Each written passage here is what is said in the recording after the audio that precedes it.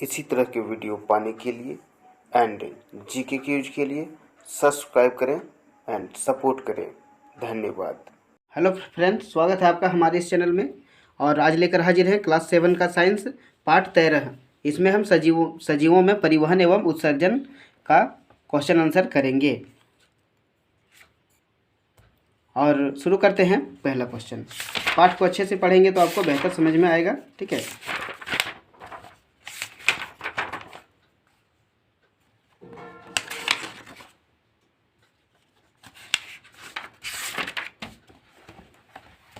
आइए देखते हैं पहला क्वेश्चन। पहला क्वेश्चन है कि सही विकल्प का चयन कीजिए। पेशीय नालिका जिसके द्वारा मूत्र शरीर से बाहर निकलता है उसे क्या कहते हैं? वृक्क, मूत्रनली, मूत्राशय, इनमें से कोई नहीं। तो मूत्र पेशीय नली के बारे में बोला गया। मूत्र निकलता है तो मूत्रनली से। क्लियर है। दूसरा है कि रक्त नलिकाओं में पोषक पदार्थों का अवशोषण व गैसों का आदान प्रदान निम्न में किसके द्वारा होता है? तो धमनी के द्वारा, शिरा के द्वारा, हृदय के द्वारा, कोशिका के द्वारा। तो किसके द्वारा होता है? कोशिका के द्वारा। क्लियर है। अगला क्वेश्चन है कि रिक्त स्थानों की पूर्ति कीजिए। हीमोग्लोबिन खाली जगह कोशिकाओं में पाया जाता है। तो हीमोग्लोबिन लाल रक्त कोशिकाओं में पाया जाता है। दूसरा है पसीने में जल और खाली जगह होता है। पसीने में क्या होता है? जल और लवण की मात्रा होती है। ठीक है। अगला है पौधे में जल का परिवहन खाली जगह द्वारा होता है। किसके द्वारा होता है? जाइलम द्वारा होता है। जाइलम है। ठीक है। अब देखते हैं तीसरा क्वेश्चन है कि स्तंभ य को स्तंभ ब से मिलान कीजिए। तो स्तंभ अ को देखते हैं। हीमोग्लोबिन किस में मिलेगा? तो आपका ख में मिलेगा। एक का ख ऑक्सीजन का परिवहन करता है। ठीक है। दूसरा है श्वेत रक्त कणिका। दूसरा का आपका घ नंबर में मिलेगा। श्वेत रक्त कणिका जो है बाहरी रोगाणुओं से रक्षा करता है। ठीक है। तीसरा है प्लेटलेट्स क्या करता है? क नंबर में मिलेगा। रक्त का थक्का जमने में मदद करता है। ठीक है। चौथा है जाइलम क्या होता है? ये जल का परिवहन करता है। तो ऊँ नंबर में मिलेगा, अंग में। पांचवा है फ्लोएम जो है भोजन का परिवहन करता है। इसे हम यहाँ पर मिला दिए हैं। आप जो है इसे अच्छे से कॉपी में इसका यहाँ तीर का निशान दे के ख नंबर आंसर यहीं पर लिख देंगे। ठीक है।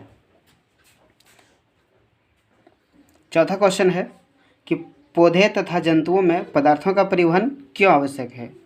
इसका आंसर देखते हैं कि पौधे तथा जंतुओं में पदार्थों का परिवहन आवश्यक है क्योंकि इससे होकर खनिज लवण अवशोषित होता है और तंतुओं द्वारा उनके शरीर में भोजन वायु जल को ग्रहण करके एक कोशिकाओं तक पहुंचाया जाता है। क्लियर है।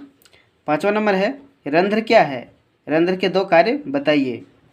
रंध्र पौधे में होने वाली वह प्रक्रिया है जिससे जल जड़ के जाइलम द्वारा पत्तियों तक पहुंचाया जाता है। रंध्र के दो कार्य हैं। पहला है पौधे में उपस्थित अतिरिक्त जल रंध्र के द्वारा वाष्प के रूप में बाहर निकल जाता है। दूसरा काम है इसका कि रंध्र के द्वारा ही जाइलम द्वारा जल को जड़ से पत्तियों तक पहुंचाया जाता है। अगला है छठा नंबर कि शरीर के सभी अंगों में रक्त की आवश्यकता क्यों होती है? तो रक्त के द्वारा ही शरीर के सभी अंगों में भोजन, वायु और अपशिष्ट पदार्थ का परिवहन एक स्थान से दूसरे स्थान तक होता है। इसीलिए शरीर के अंगों को रक्त की आवश्यकता होती है। क्लियर है। 6वां नंबर है जितना छोटा चाहे मैं उतना छोटा करके आपको बताने की कोशिश कर रहा हूँ। ठीक है। 7वां नंबर है जाइलम एवं फ्लोएम में अंतर बताइए। तो देखते हैं जाइलम जो है पूरे पौधे में जल के साथ पोषक तत्व जाइलम नामक संवहन ऊतक द्वारा ले जाते हैं और फ्लोएम क्या करते हैं? पौधे में भोजन का परिवहन फ्लोएम नामक ऊतक द्वारा होता है। ठीक है। इसी तरह के वीडियो पाने के लिए आप हमारे चैनल को सब्सक्राइब करना ना भूलें, हमें सपोर्ट करें। 8वां नंबर है कि बहते हुए घाव से कुछ देर बाद रक्त बहना बंद क्यों हो जाता है?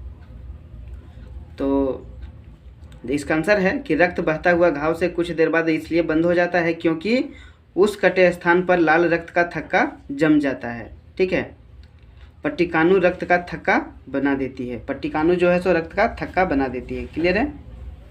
9वां नंबर है, क्या होगा यदि पट्टिकानु नहीं होंगे। देखिए अभी पट्टिकानु नहीं होंगे तो क्या होगा पता है ना, रक्त का थक्का नहीं जमेगा और बहना बंद नहीं होगा। यदि हमारे शरीर में पट्टिकानु नहीं होंगे तो हमारे घाव पर रक्त का थक्का नहीं जमेगा और रक्त का स्राव बंद नहीं होगा। स्राव मतलब बहना। ठीक है।